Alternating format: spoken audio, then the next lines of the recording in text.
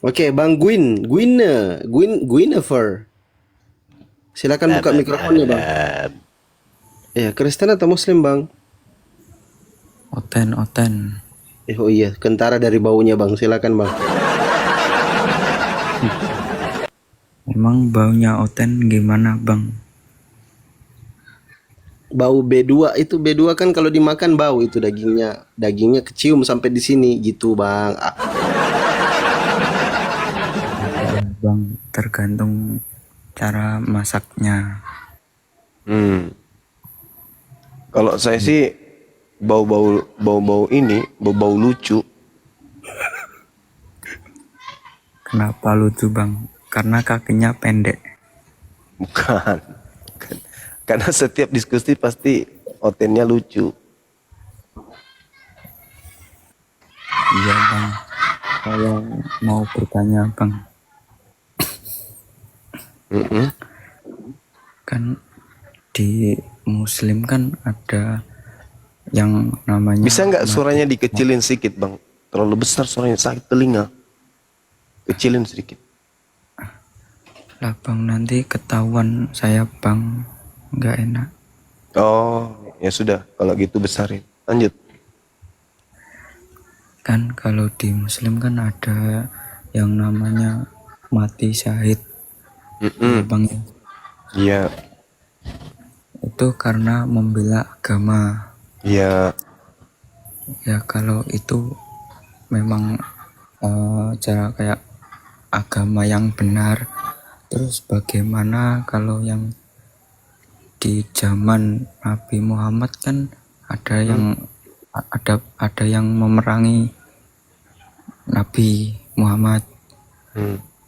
Terus bagaimana dengan orang bukan Muslim yang memerangi Nabi Muhammad, tapi dia sudah tahu kalau yang diperangi itu Islam, tapi dia belum tahu ajarannya itu. Terus kalau mati itu dia kemana, Bang? Orang di luar Islam mati. Iya, pas saya kan lihat-lihat pas zaman Nabi Muhammad itu loh. Maksudnya gimana nih, Bang? Izin bang, saya nanggap kayaknya. Boleh izin sebentar bang? Silakan. Ya, si Jennifer ini kayaknya bilang maksud dia bagaimana dengan orang-orang kafir yang memerangi Nabi Muhammad tetapi belum mendapatkan pengajaran dari Nabi Muhammad. Begitu bukan maksudnya? Iya, Bang. Ya gitu. Silakan Bang Zuma. Memerangi Nabi Muhammad berarti kan sudah kafir namanya. Nabi Muhammad sebelum mengajarkan Islam, beliau tidak pernah diperangi. Tidak ada yang memerangi Nabi Muhammad. Nanti setelah dia menyeru kepada orang-orang kafir untuk menyembah kepada pencipta langit dan bumi, barulah beliau diperangi. Artinya yang memerangi beliau adalah orang-orang kafir. Kafir yang memerangi Nabi Muhammad ya neraka. Seperti itu, saudara. Jangankan mereka yang memerangi Nabi Muhammad, yang tidak mengikuti ajaran Nabi Muhammad, padahal dia sudah sampai Islam kepadanya, mati kekal di neraka. Tapi kan yang saya maksud itu yang orang yang benar-benar belum tahu cara kayak umpamanya cuman diajak ayo perangi orang ini ajarannya sesat, ayo, terus dia mati gitu loh, Bang. Ya sama, kan dia aja perangi. Kan perintahnya jangan membunuh, kan ada. Kalau dia orang Kristen atau dia orang Yahudi, kan cuma dua itu. Yang senantiasa ingin membunuh Nabi Muhammad. Gak ada perintahnya. Berbeda dengan orang-orang Quraisy yang tidak pernah kemudian datang kepada mereka Nabi atau Rasul. Seketika itu kemudian membenci Nabi Muhammad, jatuhnya kepada pembenci orang-orang kufur. Jadi tak ada yang pernah memerangi Nabi Muhammad itu karena tidak mengerti apa itu Nabi Muhammad, siapa beliau. Ketika mereka diajak, bukankah di dalam kitab mereka dituliskan Matius 19 nomor 16, jangan kau membunuh. Kan gitu poinnya kan. Nah, ketika mereka diajak membunuh ya berdosa berarti. Oh iya iya. Nah, kan gitu, Bang. Apa sama itu lagi, saya kan baru apa tadi lihat filmnya Nabi Muhammad yang kecil itu, yang difilmkan, tahu kan Bang, Yang mana ini? yang The Messenger of God. Heeh. Nah itu kan ada pendeta Nasrani yang apa, yang kitabnya ada tanda-tanda Nabi Muhammad. Itu kitab yang itu tuh sekarang kok nggak ada di kita gitu. Iya, karena kitab yang datang hari ini hanya terjemahan yang dibawa oleh Belanda. Terjemahan dalam bahasa Belanda, terjemahan dalam bahasa Inggris, masuk ke Indonesia. Jangan terlalu jauh, Bang. Jangan terlalu jauh. Antara terjemahan satu dengan terjemahan lain itu sudah berbeda. Apalagi yang 1400 tahun silam.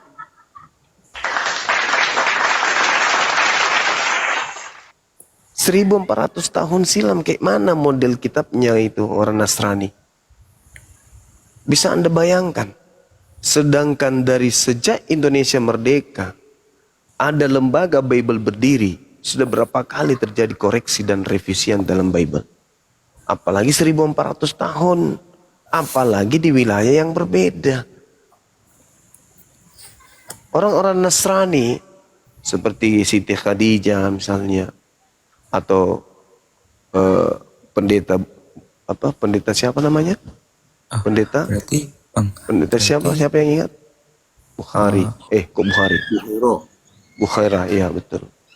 berarti orang-orang Nasrani itu apa, kepercayaannya itu Yesus Tuhan atau tidak Bang? Bukan, orang Nasrani itu pertama kalinya mereka beriman kepada Nabi Isa alaihissalam.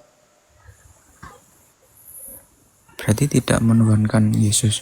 Yes, nanti setelah ajaran mereka diambil, lalu kemudian dicampur adukkan dengan ajaran paganisme Roma Yunani, terjadi sinkretisme. Ya, dia nikahkan, dia gabungkan itu, lahirlah Kristen. Awalnya Nasrani itu Yang tidak ambil siapa Bang? ya orang-orang yang ada pada masa itu, yang diterangkan dalam Al-Quran. Sebagian dari mereka juga adalah ahli kitab yang merubah-rubah kitab itu sendiri. Fawailul lil ladzina yaktubuna al-kitaba bi aydihim tsumma yaquluna hadza min indillah. Mereka menyusun sebuah buku lalu mereka mengatakan ini dari Allah, padahal itu bukan dari Allah. Ini yang disifati oleh kitab saudara. Berarti sejarah pengkanonan kitab. Apa tujuannya kitab itu dikanon? Untuk dijadikan satu standar kepada siapa? Yahudi atau non-Yahudi? Untuk non-Yahudi. Itu jelas itu. Itu jelas. Jadi tidak diragukan lagi bahwasanya kitab yang Anda genggam itu adalah bukan kitabnya para nabi, bukan murni ajaran para nabi. Tetapi kitab yang Anda pegang hanya berdasarkan atas penyelidikan dan seterusnya. Tapi kitab saya itu termasuk dalam 4 kitab yang Anda imani enggak? Saya tidak beriman kepada kitab saudara. Kami tidak beriman kepada kitab saudara. Kami beriman kepada Al-Quran yang memberitakan adanya kitab-kitab yang ditulis dengan tangan sendiri dan berkata itu dari Allah padahal bukan dari Allah. Nah sekarang kalau ingin membuktikan kebenaran informasi 1400 tahun dari Al-Quran, coba apakah Elohim atau Yod-Heh-Vav-He atau siapapun yang menurut sangkaan Kristen itulah Tuhan yang sebenarnya pernah nggak berfirman kepada Lukas? Pernah tidak berfirman kepada Matius, kepada Yohanes, kepada Markus? Nggak pernah kan? Mereka menuliskan dari hasil data-data penyelidikan atau susunan-susunan berita yang mereka salin atau mereka dengarkan dari kesaksian-kesaksian. Tuhan pernah berfirman melalui malaikat kepada mereka? Enggak pernah. Bahkan sejatinya, saudara, sejatinya yang menjadi sumber satu-satunya firman itu adalah Yesus. Dengan kata lain, Yesuslah yang punya validasi untuk memberikan kepada orang-orang menuliskan firman yang diterima dari Tuhan. Berarti beliau wajib hukumnya menyampaikan kepada murid-murid, kepada penulis kitab saudara misalnya. Tapi apakah fakta itu ada? Apakah kenyataan itu ada? Enggak ada. Kenyataannya enggak ada. Lukas enggak pernah bertemu Yesus. Matius penulis Bible dan juga Yohanes penulis Bible. Itu orang-orang yang menulis buku Matius dan orang-orang yang menulis kemudian buku Yohanes. Orang yang menulis Matius dan Yohanes itu tidak pernah kemudian bertemu langsung dengan Yesus. Itu fakta. Berarti apa kayak Matius, Lukas, siapa aja itu nama-nama yang di buku itu bukan murid Yesus. Iya, bukan. Markus, Lukas itu dua orang pengikut Paulus. Matius bukan murid Yesus yang nulis. Baca Matius 9 nomor 9. Yohanes bukan murid Yesus yang nulis. Baca Yohanes 21 nomor 24 dengan nomor 25. Itu fakta. Jadi Al-Quran benar dong. Yes. Fawailul lilladzina yaktubuna al-kitaba biaidihim thumma yaquluna hadza min indillah liyastahruna samanan qalila. Al-Quran saya loh. Makanya orang barat, orang-orang yang cerdas mempelajari Quran lalu melihat fenomena dalam Bible, mereka memilih mu'alaf. Eropa saat ini sudah meninggalkan Bible. Sedikit demi sedikit mereka sudah tak percaya lagi Bible. Agama Kristen bagi mereka itu adalah bukan satu jalan satu-satunya. Hanya karena mereka belum menemukan Islam. Andai saja orang Barat, para pemikir-pemikir Barat itu hidup di Indonesia dan bertemu dengan kami, saya yakinkan mereka seketika ini juga akan mu'alaf. Kenapa? Mereka adalah pemikir-pemikir. Nah inilah makanya saya bilang, seperti siapa namanya? Si Edis. Anda kan sudah ada di barat sana, di luar negeri sana. Cari Islam yang ada di sana, ajak berdiskusi. Jangan lagi kau berdiskusi mengajak orang Indonesia. Cari kau di mana? Di Amerika misalnya. Ya cari Islam Amerika. Coba kau injili mereka. Sanggup enggak kalian? Jangan cari yang ada di Indonesia ini. Kenapa saya katakan demikian? Karena orang barat itu lebih hebat dalam ketika mereka mu'alaf, mereka mengkaji Quran itu dengan menggunakan akal sehat. Seperti itu saudara. Jadi ya kitab saudara itu sekali lagi bukan firman Tuhan. Apa dasarnya Anda mengatakan Lukas menuliskan firman Tuhan? Coba. Nggak ada kan? Cuman percaya doang. Berarti Bible itu nggak ada yang seperti kayak Nabi Muhammad yang diwahyukan terus dicatat dalam Bible itu nggak ada. Kalau di dalam Al-Quran, satu yang perlu saudara pahami, Nabi Muhammad itu tidak pernah tahu tentang kitab-kitab sebelumnya. Bukan hanya itu, Nabi Muhammad tidak tahu siapa itu Nabi Adam, siapa itu Nabi Abraham, siapa itu Nabi Musa. Nabi Muhammad buta tentang itu semua. Nabi Muhammad tidak paham apa itu Taurat, apa itu Injil. Nabi Muhammad tidak paham itu semua. Tapi ketika wahyu datang kepadanya, dia berbicara bukan berdasarkan kehendaknya sendiri, tetapi apa yang diterima dari langit, itu yang disampaikan. Terlepas benar tidaknya, biarkan zaman yang menentukan itu. Biarkan kemudian ilmu pengetahuan yang memberikan filternya, benar tidaknya apa yang diucapkan itu. Nah faktanya, yang terlontar dari lisannya itu adalah seluruhnya kebenaran.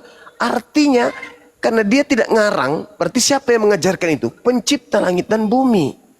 Berbeda dengan penulis-penulis Bible. Mereka menuliskan bukan dari wahyu. Mereka menuliskan atas dasar penyelidikan. Maka syarat dengan kesalahan. Kenapa? Karena dia selidiki. Kalau hasil penyelidikan berarti hasil asumsi pribadi. Kesimpulan akhirnya itu adalah sesuai dengan kehendak dan kemampuan dia untuk mencatat. Sedangkan pewahyuan tidak. Salah ataupun tidak salah, ini yang harus saya sampaikan. Silakan sama yang menilai benar tidaknya. Itulah yang disifati Al-Quran. Itu baru wahyu. Makanya kalau dikatakan bahwa wahyu itu harus diterima sama orang yang cerdas duluan, itu mencurigakan. Kenapa kalau orang cerdas? Ya namanya orang cerdas kayak Paulus. Paulus itu orang cerdas, dia adalah orang Farisi, dia orang pintar. Maka dia mampu menulis surat. Apapun dia bisa karang karena dia adalah peneliti dari kitab-kitab Tanakh. Itulah Paulus. Sedangkan Nabi Muhammad, bagaimana dia ingin menuliskan tentang adanya kehidupan di bawah laut, adanya embrio, bagaimana kemudian dia menjelaskan tentang sidik jari, adanya api di bawah lautan dan seterusnya. Bagaimana dia bisa menjelaskan itu? Sementara dia orang ummi, orang yang tidak paham tentang kitab-kitab sebelumnya. Kalau Paulus menceritakan sebuah narasi, wajar wong dia itu ahli kitab. Namanya ahli kitab berarti pakar kitab. Mampu ndak ngarang kitab orang yang ahli kitab? Mampu. Mampu. Kenapa tidak? Dia ahli. Dia ahli Taurat. Bahkan dia mengatakan, aku tidak bercacat dalam hal pengetahuan terkait dengan hukum Taurat. Berarti hebat dong. Dia bisa ngarang apa saja kan. Nah, Lukas melakukan penyelidikan. Markus pengikut Paulus yang disarankan Paulus kemudian untuk mengikuti apa yang menjadi pola pengajarannya. Bagaimana dengan Matius? Matius juga itu adalah peneliti, pengarang. Penulis Yohanes juga demikian adanya. Penulis yang menceritakan tentang kesaksian-kesaksian orang. Lalu standarisasi firman Tuhannya di mana? Enggak ada. Berdasarkan Al-Quran tidak ada. Bagaimana dengan berdasarkan Yesus? Yesus mengatakan apa? Apabila roh kebenaran itu datang, dia berkata-kata bukan dari dirinya sendiri, melainkan apa yang didengar, itu yang diceritakan. Saya ulang, kata Yesus, apa yang didengarkan itu yang diucapkan. Lukas mendengar enggak? Enggak. Enggak ada kan? Nah, sedangkan Nabi Muhammad, apa yang didengarkan dari malaikat Jibril, itu yang disampaikan. Nah, itu yang dimaksud oleh Yesus, roh kebenaran.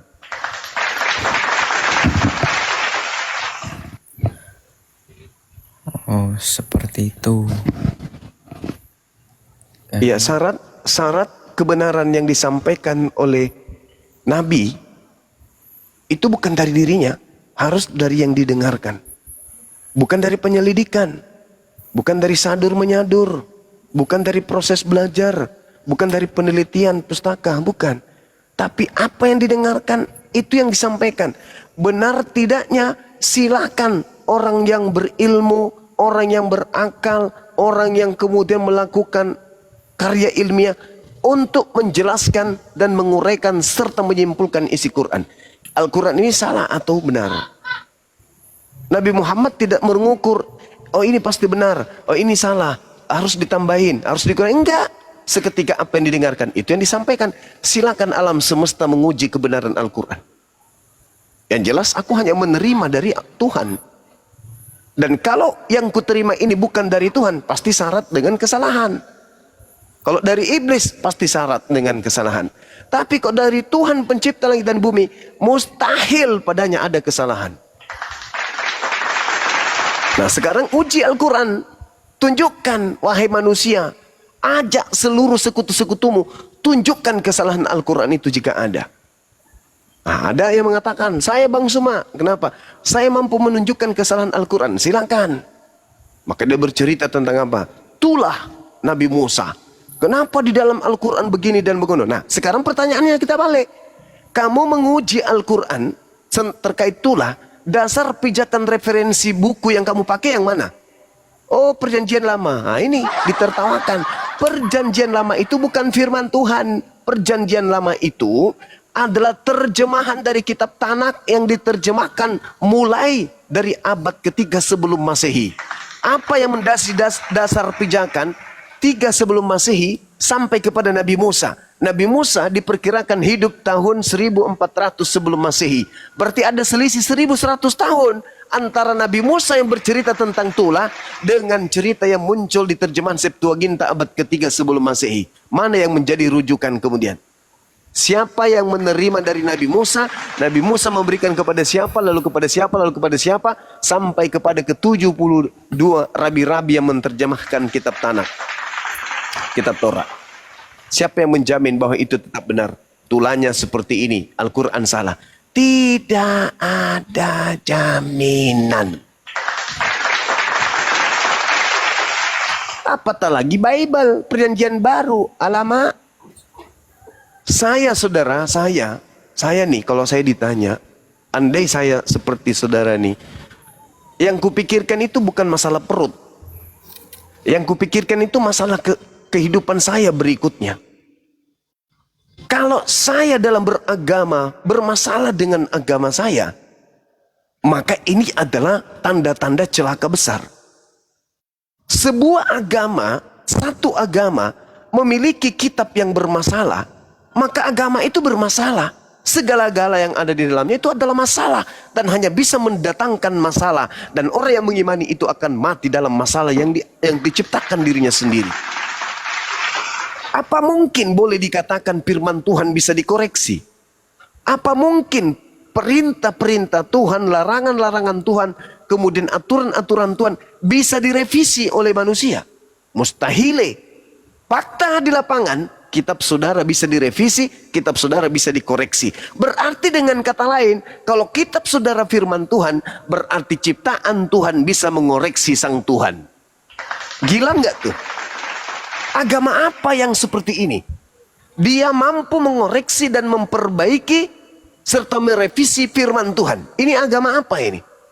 Sedangkan agama yang benar adalah agama yang memiliki buku panduan yang disebut kitab Wahyu, yang berasal dari langit, yang manusia tunduk berserah diri kepada setiap item-item not, gelombang irama yang muncul di dalam kalimat-kalimat tersebut, kalimat Allah tersebut. Bukan manusia mempretelinnya, bukan manusia merevisi dan mengoreksi sesuai dengan apa yang mereka inginkan. Yang dikatakan firman Tuhan itu sudah paku mati, kawan, tidak bisa dirubah. Mau zaman seperti apapun modelnya, mau era seperti apapun canggihnya, mau kehidupan manusia sampai kepada pencapaian yang supra luar biasa, kitab suci tidak boleh dirubah. Dan kalau itu berasal dari pencipta langit dan bumi yang maha tahu, sehebat apapun kehidupan manusia, pasti kitab itu seirama dengan keadaan yang ada. Tapi kalau karangan manusia, hasil penyelidikan, dia keteteran. Jangan kau pakai original teksnya. Kenapa? Sudah tidak zaman. Lalu apa dong? Kita pakai terjemahannya aja. Apa alasannya? Kalau terjemahan masih bisa direvisi. Terjemahan masih bisa dikoreksi. Loh, kok ada revisi koreksi? Maksudnya apa? Iya dong. Kalau tahun ini rasa bahasa dan cipta rasa bahasa itu sudah berubah, makna sebuah kata dalam bahasa manusia itu sudah berubah, maka boleh dong terjemahan kita perbaikin. Boleh dong kitab kita ini direvisi. Demi apa? Demi untuk mencapai apa yang kita inginkan di dalam beragama. Kita menginginkan orang mentuhankan selain daripada Tuhan, ya buat revisi lagi, koreksi lagi. 50 tahun ke depan, yang disebut sendal bisa berubah menjadi daun pintu. Sesuai dengan selera. Kenapa? Ya terjemahan. Makanya saya katakan, kalau saya menjadi Kristen, tidak cukup waktu lama untuk saya tinggalkan agama itu. Kenapa? Mustahil firman Tuhan pencipta langit dan bumi bisa dikoreksi dan bisa direvisi dan diperbaiki oleh manusia. Mustahil. Sedangkan Kristen tidak punya senjata. Yang Kristen punya cuma terjemahan. Supaya dianggap itu lebih valid, lebih sahih, disebutlah Bible itu dengan sebutan Alkitab. Supaya itu lebih enak lagi, disebutlah di dalamnya kata Nabi, Rasul, Allah. Demi apa? Demi untuk memuluskan misi daripada adanya Bible tersebut. Kalau firman Tuhan tidak begitu, kawan. Firman Tuhan itu kamu mau hantam di lautan, lautan tak berubah, tak mampu merubahnya. Anda mau buang dia di udara, di langit, langit tidak bisa merubahnya. Anda mau leburkan di bumi, bumi tidak mampu merubahnya. Apalagi cuman manusia-manusia picik, tidak akan pernah mampu untuk merubah. Kenapa? Ini kalimat pencipta langit dan bumi. Sebagai presiden misalnya, tidak ada yang bisa merubah titah presiden. Apa yang sudah menjadi keputusan presiden itu tidak bisa dirubah kecuali atas persetujuan presiden itu sendiri, kecuali atas perintah presiden itu sendiri, baru bisa. Tapi kalau ada presiden punya titah dirubah-rubah oleh menteri tanpa sepengetahuan presiden, aturan-aturan tadi itu bukan lagi menjadi keputusan presiden, itu sudah asumsi para menteri.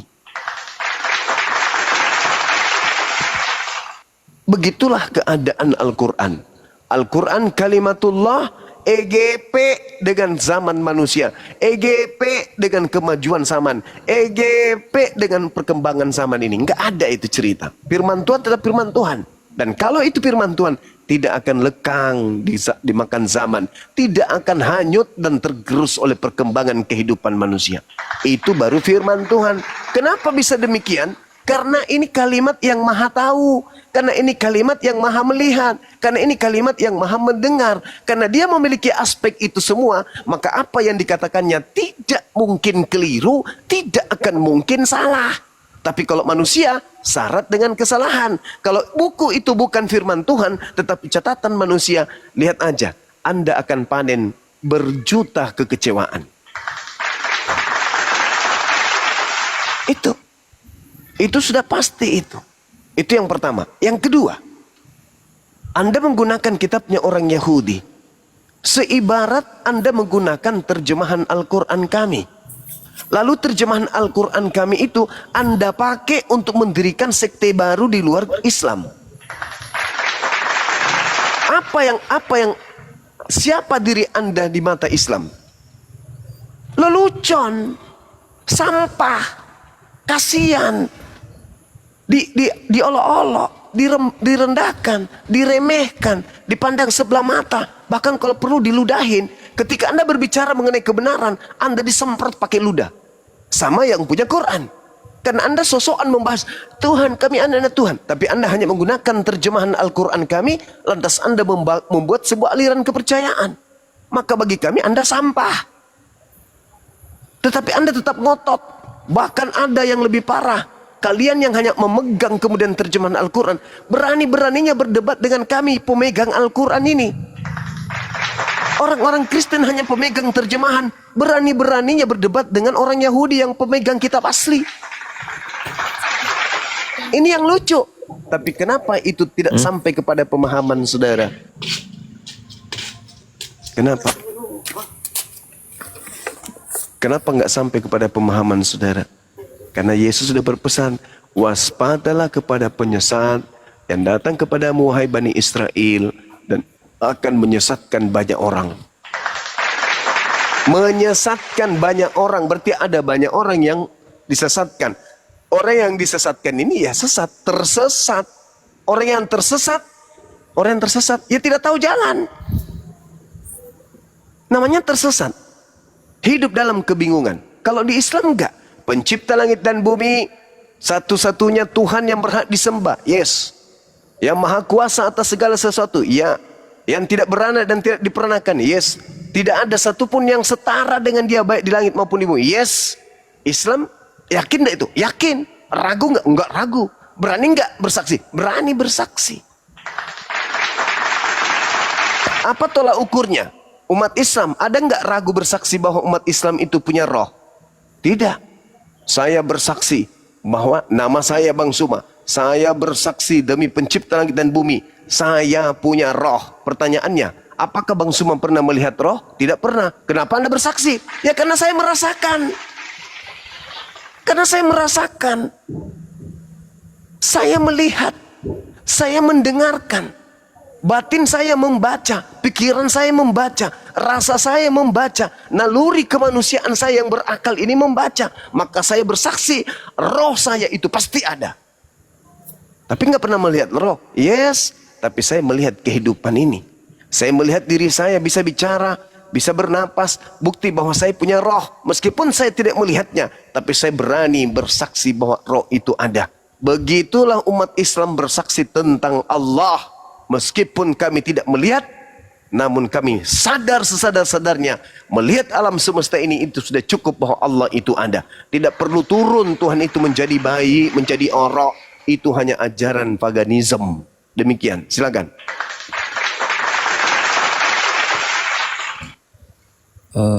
Kenapa abang menganggap Yesus yang bertemu Paulus itu penyesat? Ya, pasti. Karena Al-Quran saya mengatakan wa qaulihim, karena ucapan mereka. Karena ucapan. Itu Al-Quran surah An-Nisa ayat 157. Mereka dihukum karena ucapan mereka. Bukan hanya karena mereka terlibat dalam prosesi penyaliban itu. Enggak. Hanya sekedar berucap bahwasanya sesungguhnya Nabi Isa itu sudah dibunuh. Dia adalah Rasul Allah. Tetapi dia tidak beriman kepada kerasulannya.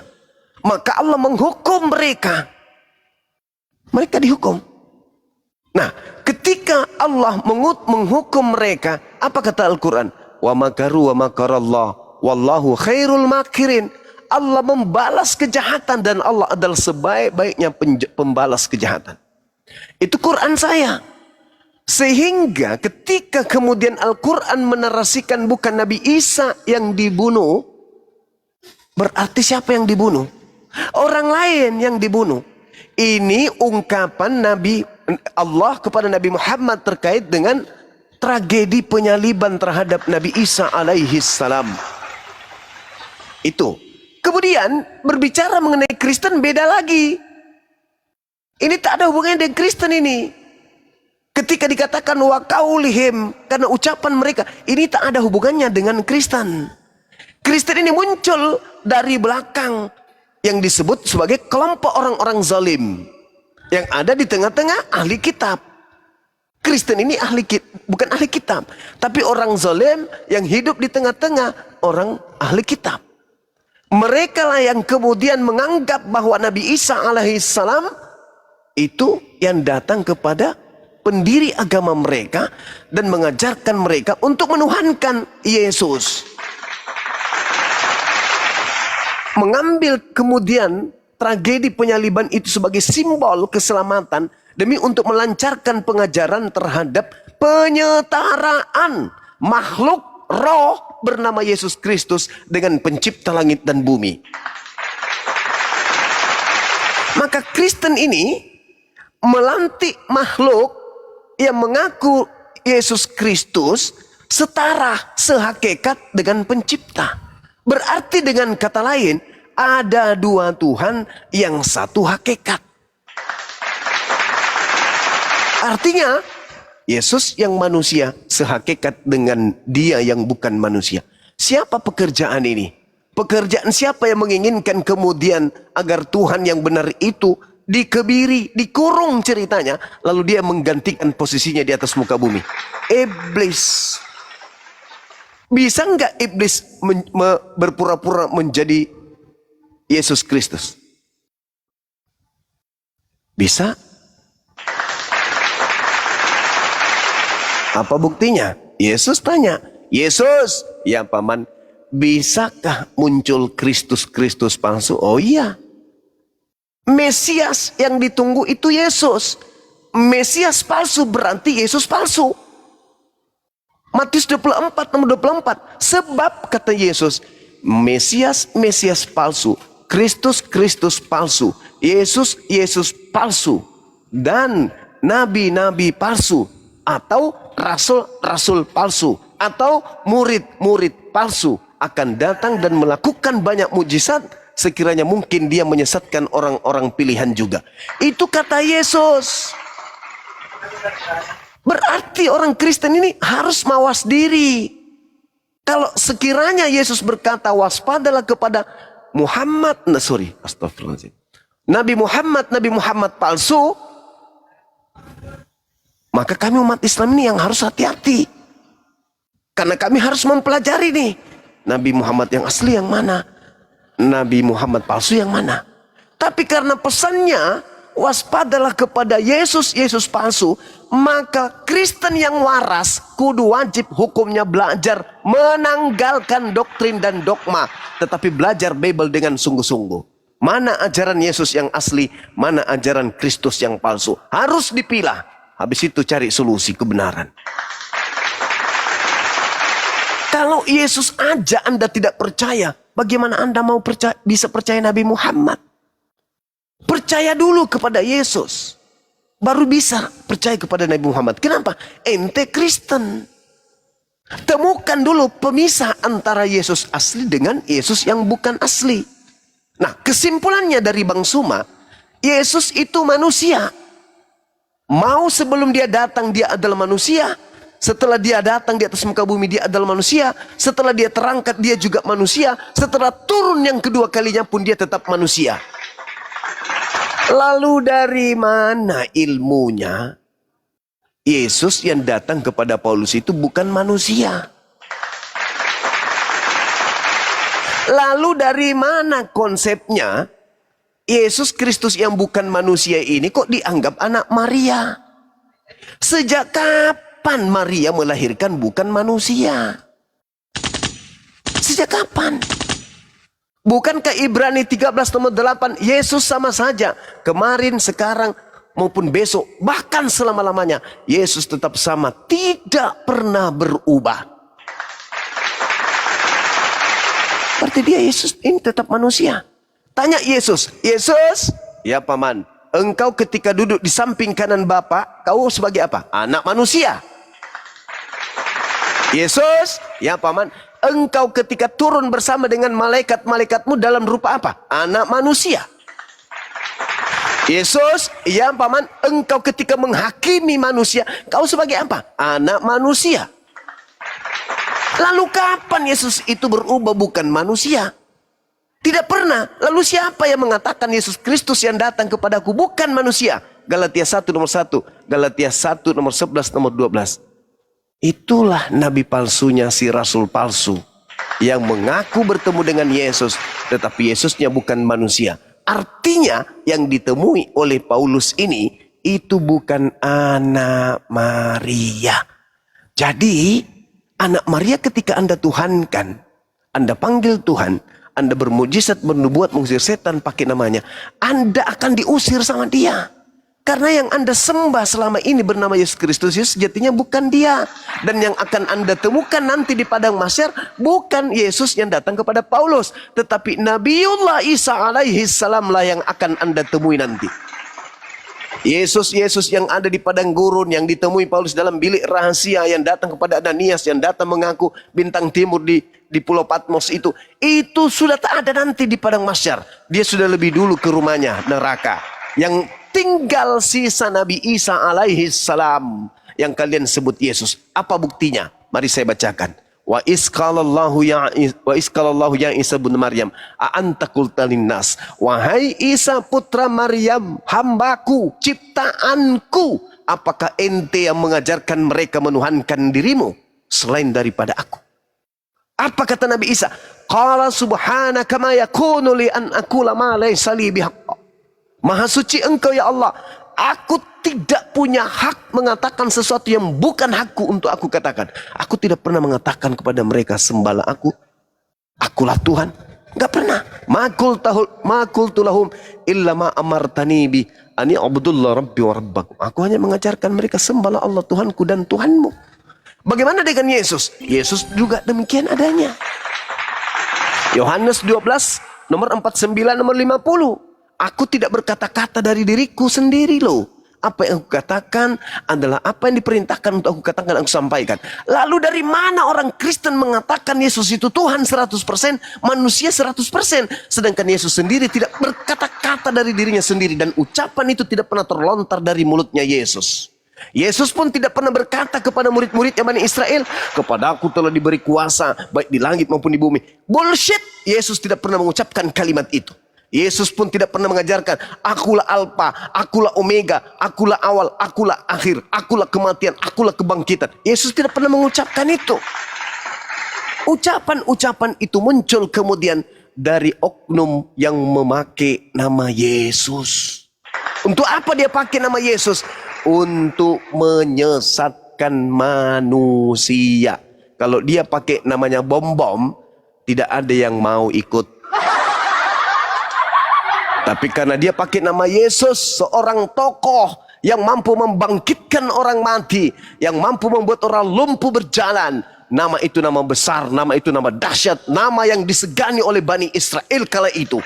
Nama yang membuat kemudian Bani Israel ahli kitab terguncang sehebat-hebatnya. Sehingga ketakutannya dia sampai pada kesimpulan, Yesus ini harus dibunuh. Kalau tidak, hanya karena nama Yesus, bangsa kita, tempat suci kita akan dirampas oleh bangsa Romawi.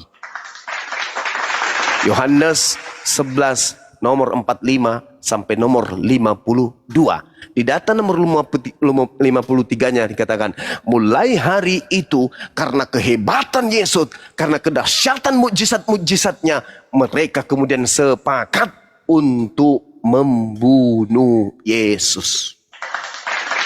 Iblis memanfaatkan situasi itu.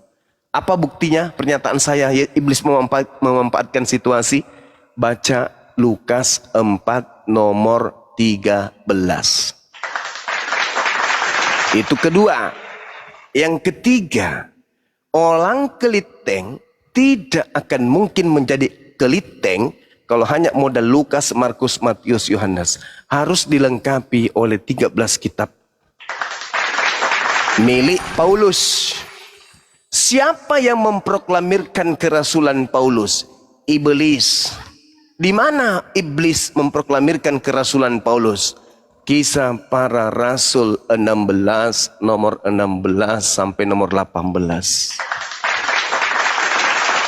Jadi yang memberikan pesan pengajaran memproklamirkan Yesus Kristus adalah Tuhan, iblisi.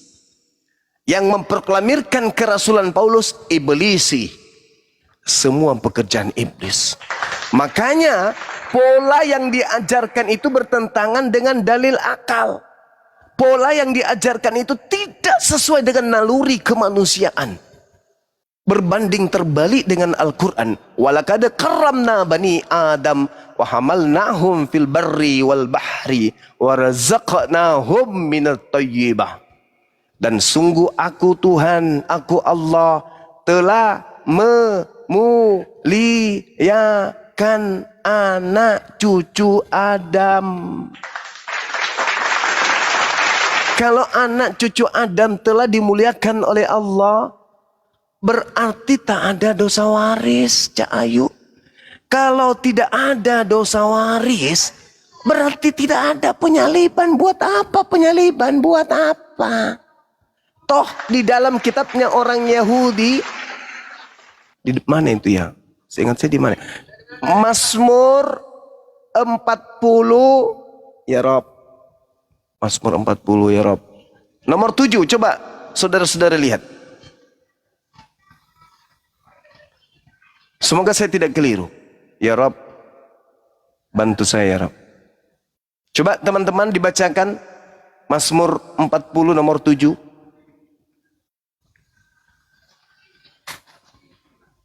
Bukan ya? Salah saya ya? Keliru saya ya? Ya, bukan Gurunda, bukan. Bukan ya? Oke. Bismillahirrahmanirrahim. Bismillah. Sabar teman-teman, saya lupa dalilnya. Sorry. Mazmur 40 nomor 70. Mazmur 40 nomor 7.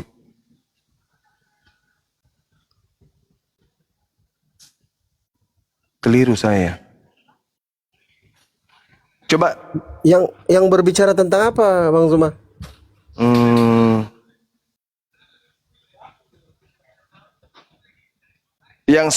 yang seirama dengan Ibrani 10:8. Ini kalau di Mazmur 40 nomor 6 sampai 7, Coba nomor 6-nya coba. engkau tidak berkenan kepada korban Maksud saya itu. Maksud saya itu, tapi dicetakan lama disebutnya, dicetakan baru disebutnya data nomor 7, padahal itu nomor 6. Betul nggak? Ya, betul Kanda. Masya Allah. Ini karena kebanyakan makan Indomie ini. Silakan. Makanya hafalannya bagus. Coba dibaca lagi, Dek. Dibaca tadi. Mazmur berapa? Mazmur 40 nomor 6. Ya. Engkau tidak berkenan kepada korban sembelihan dan korban sajian, tetapi engkau telah membuka telingaku, korban bakaran dan korban penghapus dosa tidak engkau tuntut.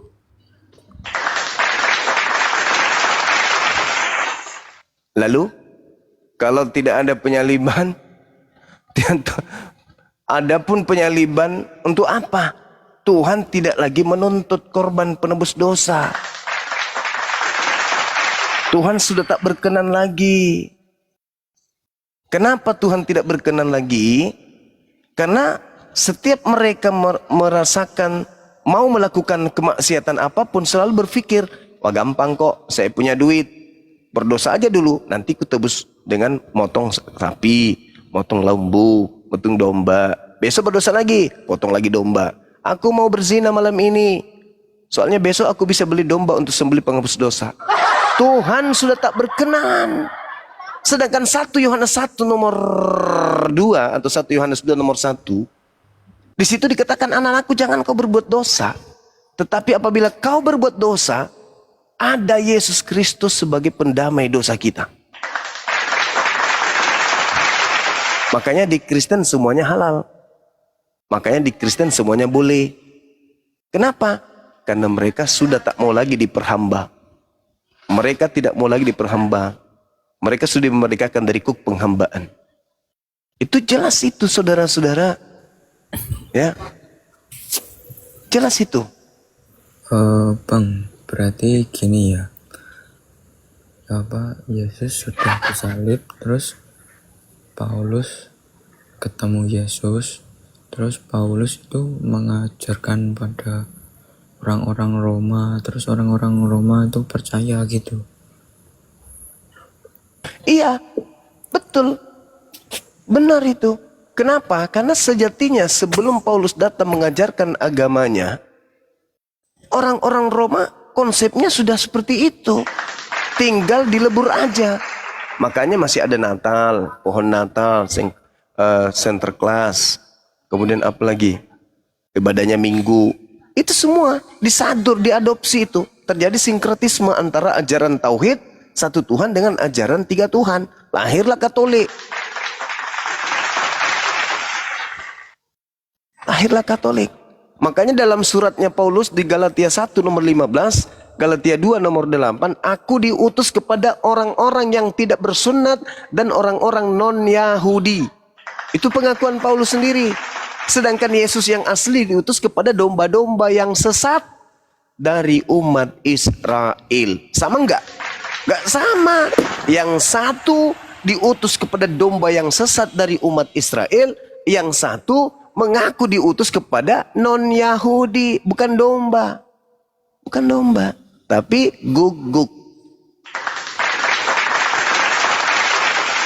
Begitu saudara. Kaidahnya seperti itu. Kan Yesus itu kalau di Islam kan nabi yang abang yakini sampai sekarang Masih hidup. Ya. Yes. Selain Yesus siapa lagi yang kayak gitu yang masih hidup, ada nggak? Kalau kami di Islam, semua manusia yang mati dalam keadaan jihad, memperjuangkan kemudian dinul agama yang diajarkan oleh para nabi. Mati mereka, mereka masih hidup sampai sekarang.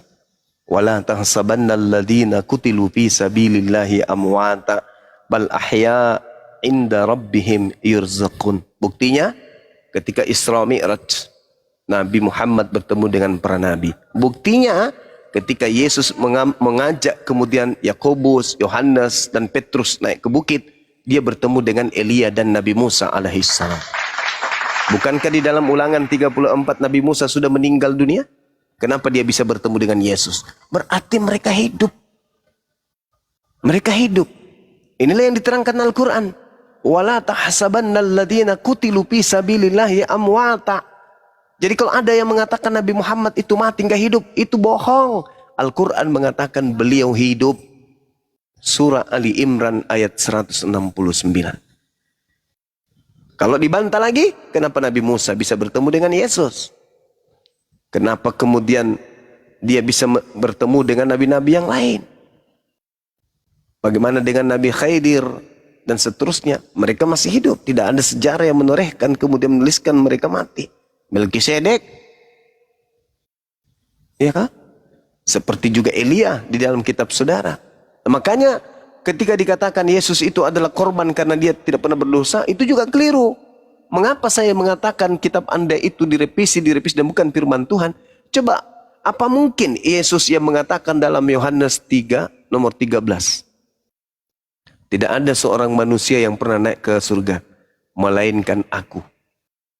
Tidak ada yang pernah naik ke surga melainkan aku. Lah, bagaimana dengan di kitab 2 raja-raja itu? Ternyata Elia lebih dulu naik ke surga daripada Yesus. Itu bohong. Seperti itu saudaraku.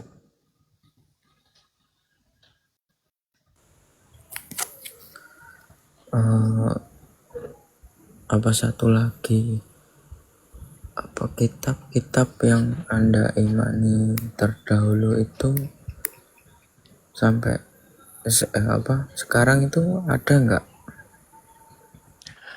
Al-Quran saya mengatakan dalam surah Al-Ma'idah, Allah Subhanahu wa ta'ala menyeru kepada Bani Israel, kepada ahli kitab. Al-Quran saya ketika memberitakan tentang datangnya Nabi Muhammad, Allah menyeru kepada ahli kitab. Ya ahlal kitab, qad ja'akum rasuluna yubayyinu lakum. Tujuannya beliau datang. Selain sebagai rahmatan lil alamin, beliau juga datang untuk menjelaskan sebagian dari isi kitab yang disembunyikan oleh ahli kitab. Ya ahlal kitab, qad ja'akum rasuluna yubayyinu lakum katsiran mimma kuntum tukhfuna minal kitab wa ya'funa an katsir. Berarti maksud daripada ayat ini, ada sekelompok manusia yang pada mereka diutus Nabi Rasul, ada kitab bagi mereka, tetapi kitab itu mereka sembunyikan. Bisa jadi yang disembunyikan itu fisiknya, bisa jadi ajarannya. Nabi Muhammad datang menguraikan itu. Jadi ketika dikatakan orang Kristen, mana nama Nabi Muhammad di dalam Taurat? Kami jawab, Taurat itu sudah disembunyikan. Kalau Anda bisa menunjukkan kitabnya Nabi Musa, berarti Al-Quran keliru. Tapi karena Anda tidak sanggup membuktikan, menunjukkan kitabnya Nabi Musa, maka Al-Quran tetap saja benar. Jadi kami beriman kepada kitab yang datang kepada para nabi. Dan kami beriman kepada Al-Quran yang mengatakan kitab-kitab itu sudah bercampur aduk dengan tulisan tangan manusia. Ya ahlal kitab, lima talbisunal haqqa bil batil.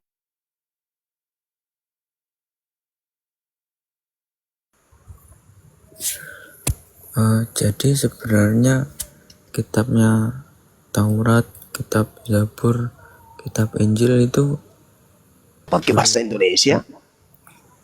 dulunya beneran ada. Ya. Dulu benar ada. Al-Quran surah Al-Araf ayat 144 dan 145. Allah yang menjelaskan itu. Bagaimana Allah kemudian memberikan kitab kepada Nabi Musa alaihi salam. untuk supaya kitab ini dipegang teguh oleh umatnya dan tidak meninggalkan kemudian kitab tersebut. Tapi faktanya mereka melanggar. Mereka melanggar perjanjian Allah dengan Nabi Musa alaihissalam. Qala ya Musa inni istafaituka 'alan nas birisalati wa bikalami. Wahai Musa, sesungguhnya aku memilih melebihkan engkau dari manusia yang lain pada masamu untuk membawa risalahku dan firmanku. Sebab itu fakhuz ma ataituk, kata Allah. Berpegang teguhlah kepada apa yang aku berikan kepadamu. Pegang teguh. Bukan cuma Nabi Musa yang diminta untuk berpegang teguh kepada firman yang datang kepada beliau. Tetapi Nabi Musa juga diminta oleh Allah agar kaumnya juga berpegang teguh sebaik-baiknya kepada Taurat. Apakah mereka berpegang teguh? Tidak. Mereka kemudian melanggar, merombak, meninggalkan, mencampur adukkan. Mereka lebih cinta kehidupan dunia daripada mencintai kehidupan akhirat. Seperti itu kawan. Jadi jangan pernah mimpi bisa bertemu lagi dengan kitabnya Nabi Musa yang ori. Dalam arti kata terjaga sanadnya. Silakan. Saya kan mikirnya begini, kalau Al-Quran itu diimani orang yang dipakai orang Muslim, kalau Injil orang Kristen, kalau Taurat itu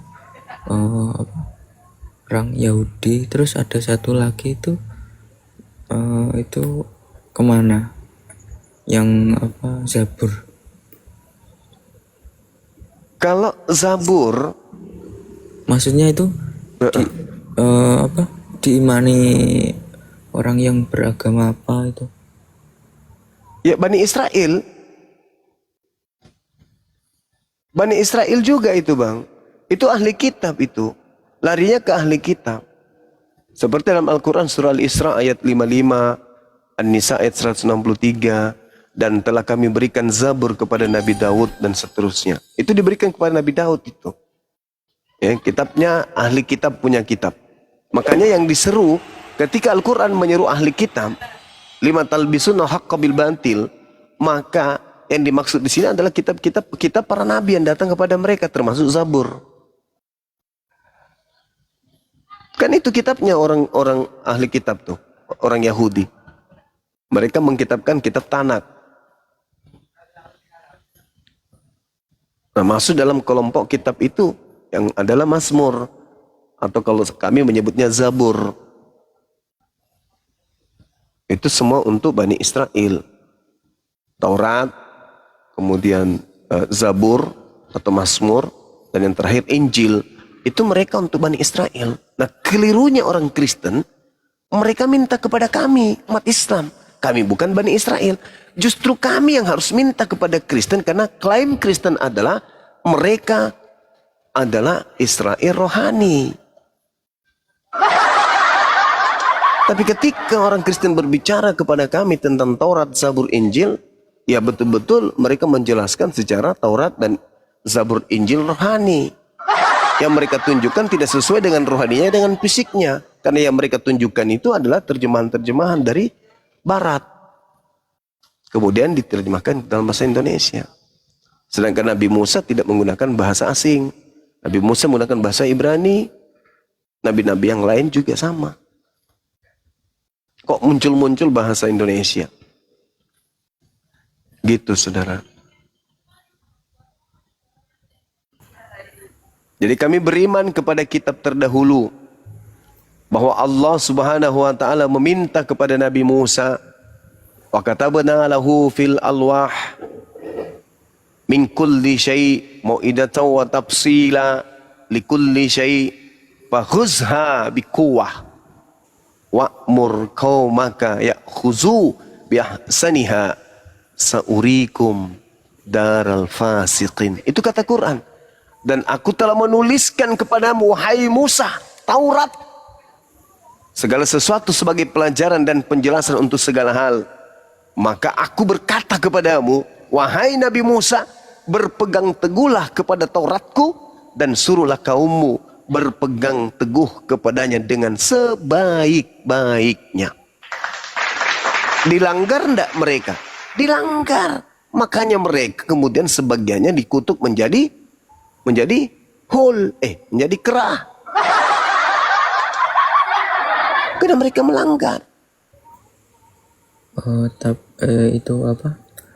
Tapi ada nggak yang sampai saat ini secuil ayat dari Taurat, Injil, Zabur itu yang masih ada sampai sekarang tuh ada? Kalau di dalam Al-Quran, seruan Nabi Musa dan seruan Nabi Isa kepada Bani Israel untuk menyembah kepada Allah, itu ada dalam Al-Quran surah As-Saff. Itu ada. Wa isqala Musa ya Bani Israel inni rasulullahi ilaikum. Itu jelas itu. Begitu juga Nabi Isa, ucapan yang sama. Wa isqala Isa bin Maryam ya Bani Israel inni rasulullahi ilaikum. Jadi dua nabi ini sama-sama mengajarkan kalau dirinya itu rasul hanya untuk Bani Israel. Kepada Bani Israel, Nabi Musa menerangkan, Nabi Isa menjelaskan. Yesus pun di dalam Bible menerangkan kalau dia hanya untuk Bani Israel. Bukan hanya sampai di situ, mereka Bani Israel diminta agar waspada kepada penyusup yang berpura-pura menjadi domba, padahal mereka adalah ciligala yang buat. Tanya aja diri Anda, apa hubungannya Yesus anak Maria dengan Anda? Mana benang merahnya? Oh ada Bang Suma, yang mana? Pergilah ke seluruh bangsa, jadikanlah ke seluruh dunia, jadikan seluruh bangsa menjadi muridku. Alamak, itu bukan anak Maria. Anak Maria mengatakan, aku diutus hanya kepada domba yang sesat dari umat Israel. Tidak hanya sampai di situ, Yesus berkata dalam Matius 10, nomor 5, nomor 6, Yesus berpesan kepada ke-12 muridnya agar jangan ke bangsa lain, melainkan pergi kepada domba-domba yang sesat dari umat Israel saja. Itu dalil. Bahkan Lukas 1 nomor 33 di situ diterangkan Yesus ini adalah raja untuk Bani Yakub dan kerajaannya itu untuk selama-lamanya. Untuk selama-lamanya untuk Bani Yakub. Apakah saudara-saudara Kristen itu Bani Yakub? Bukan. Berarti Andalah penyusup yang dimaksud tersebut. Andalah pengikut Kristus palsu yang dimaksud. Karena Yesus menubuatkan akan datangnya Yesus palsu dan pengikutnya banyak. Dan hanya satu-satunya kandidat di atas muka bumi ini yang menjadi pengikut Kristus hanya Aliteng. Bukan Hindu, bukan Buddha, bukan Islam, tapi Aliteng. Kalianlah itu kawan. Kalianlah. Apa enggak malu menyembah makhluk yang diurapi Tuhan? Pada hari ini telah lahir bagimu manusia yang diurapi. Tapi supaya kalian itu bisa tersesat, maka lembaga kalian menuliskan pada hari ini telah lahir bagimu juru selamat Kristus, Tuhan di kota Daud. Padahal tak begitu terjemahan yang aslinya. Terjemahan aslinya adalah pada hari ini telah lahir bagimu juru selamat, orang yang diurapi Tuhan di kota Daud. Itu aslinya terjemahannya. Tapi karena ada yang menginginkan kalian tersesat, maka semua yang bisa menyesatkan kamu itu dipakai agar kalian itu bisa terpalingkan dari ajaran Yesus yang sebenarnya. Sebenarnya yang beriman kepada Yesus itu kami. Yang percaya kepada Yesus itu kami. Sementara kalian tidak percaya dan tidak beriman kepada Yesus. Mari saya buktikan. Ketika Yesus mengatakan hidup kekal itu adalah percaya dirinya sebagai utusan Tuhan, umat Islam percaya dia utusan Tuhan. Tanpa embel-embel. Kalau kalian ditanya, apakah kalian percaya Yesus itu utusan Tuhan? Percaya. Intip ke gereja. Siapa yang kalian sembah? Ya utusan Tuhan. Berarti kalian tidak percaya sebenarnya. Mulut Anda itu tidak bisa dipegang. Anda itu bukan sampai kepada level iman. Anda hanya level percaya. Yang disebut iman adalah apa yang ada di dalam hati, dilontarkan oleh mulut, diaplikasikan dengan perbuatan. Itu iman. Kalau yang Anda lakoni sekarang ini, itu bukan iman. Itu aliran kepercayaan. Makanya kebanyakan Kristen kalau ditanya, bagaimana Yesus mengajarkan Kristen? Oh sorry ya Bang Suma, Kristen itu bukan agama. Memang, kalian hanya aliran kepercayaan. Kalian bukan adalah satu struktur yang menyebabkan manusia tidak kacau. Itu kawan-kawan. Umat Islam lebih percaya kepada Yesus. Selamat malam Bang Zuma. Iya, malam. Kalian itu kelompok manusia yang tidak percaya kepada Yesus. Bang, satu lagi saya Silakan. turun.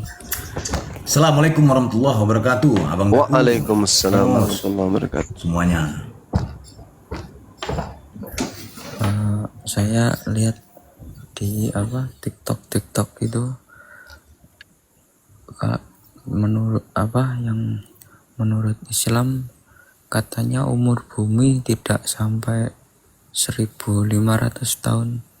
Itu benar nggak Bang? Dan tertulis di mana? Udah. Gak ada. Di dalam Al-Quran itu gak ada. Di hadits pun tak ada. Hadits hanya menerangkan kiamat itu nanti terjadi kalau Nabi Isa sudah turun. Itu juga diterangkan oleh Yesus. Al-Quran menerangkan kedatangan Nabi Isa tanda kiamat. Bible menerangkan kedatangan Yesus tanda kiamat. Masalahnya di Kristen ada Yesus yang nongol, tapi tidak kiamat-kiamat. Berarti yang nongol ini palusu. Abad pertama muncul Yesus Kristus kepada Paulus di padang gurun ketika dia di dalam penjara bilik rahasia. Tapi enggak kiamat-kiamat. Berarti yang datang padanya itu adalah palusua. Yesus berkata, waspadalah kepada Kristus-Kristus palsu. Jadi apabila ada orang berkata ada Yesus di sini, ada Yesus di sana, jangan kamu percaya. Jangan kau percaya. Camkanlah, aku telah mengatakannya kepadamu terlebih dahulu.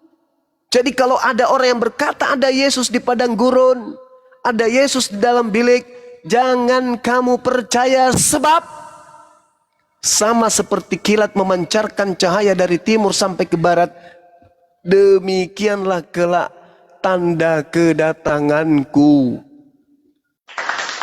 Jadi yang tadi itu yang bertemu di padang gurun, bertemu di Pulau Patmos, bertemu di atas plafon, bertemu di dalam sujud tahajud, bertemu di atas Ka'bah, itu bullshit, itu penyesat yang telah dinubuatkan Yesus jauh-jauh sebelum Kristen itu nongol. Itu fakta, Bung. Jadi ketika Nabi Isa itu datang, Al-Quran surah As-Sukruf ayat 61 jelas sekali pertanda datangnya kiamat. Itu Nabi Isa diterangkan dalam Al-Quran.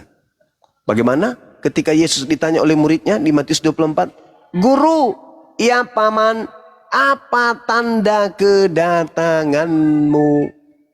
Yesus mengatakan apa? Matahari menjadi gelap,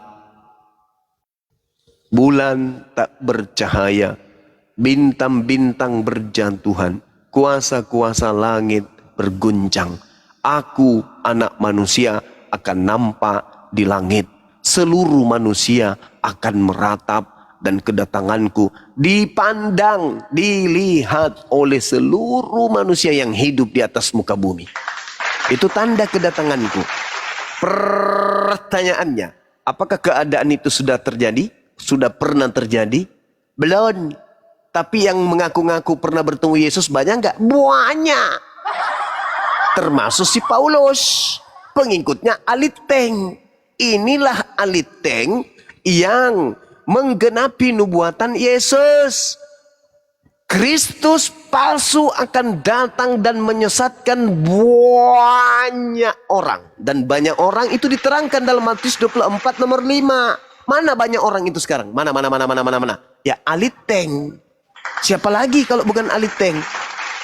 Sedangkan Al-Quran wa innahu la ilmul lisa'ah fala tamtarunna biha wattabi'un hadza siratum mustaqim.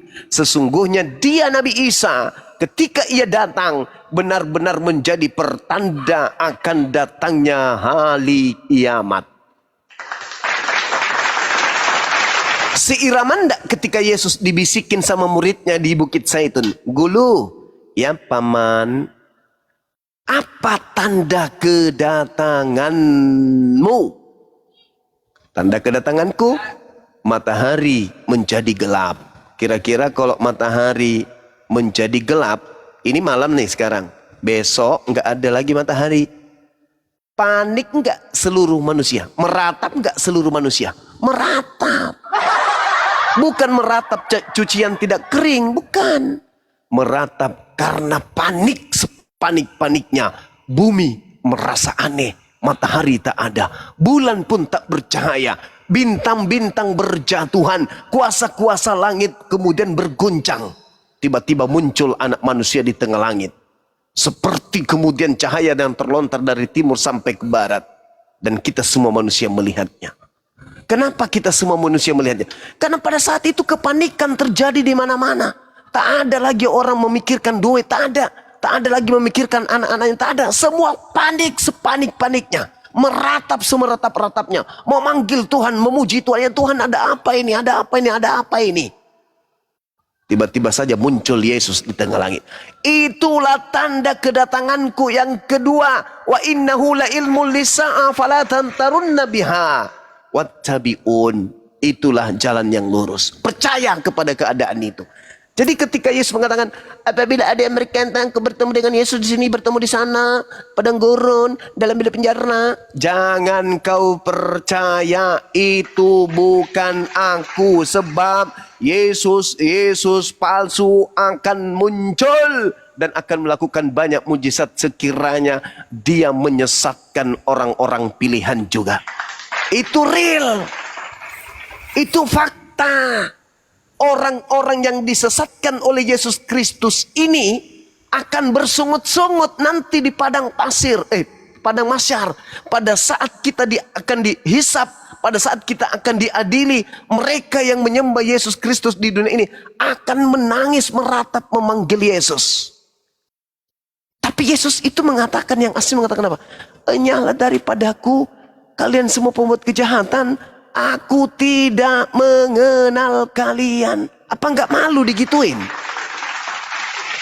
Siang malam berdoa kepada Yesus. Tapi Yesus berkata, aku tidak mengenal kalian. Kalian pembuat kejahatan. Ternyata yang kalian ikuti adalah Kristus palsu. Kristus palsu yang telah menyesatkan kalian. Sudah datang Islam untuk sebagai jalan satu-satunya menuju kembali kepada jalan yang benar. Kalian tolak. Kalian sombong, kalian angkuh, kalian rasa lebih hebat daripada pencipta langit dan bumi. Sudah dihantam kiri kanan, dari Al-Quran menghantam, dari Bible menghantam, Nabi Isa menghantam, Nabi Muhammad menghantam, Yesus Kristus pun menghantam. Tapi kalian lebih percaya kepada suara yang datang kepada Paulus untuk kalian tuhankan. Izin cuma mohon maaf, saya mau turun dulu ini karena silakan. Saya kena report juga semuanya. Iya, silakan Bang. Terima kasih Bang Pandi, Bang Zuma, masuk Bang. Sama-sama. Semuanya, terima kasih.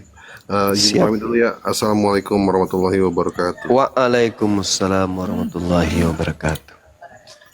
Jadi sekiranya Masuk saudara, Oh ya sudah bang, gantian Iya. bang. Terima kasih. Ya, silakan, silakan, silakan. Saya turun dulu. Boleh, silakan. Sehat selalu. Oke.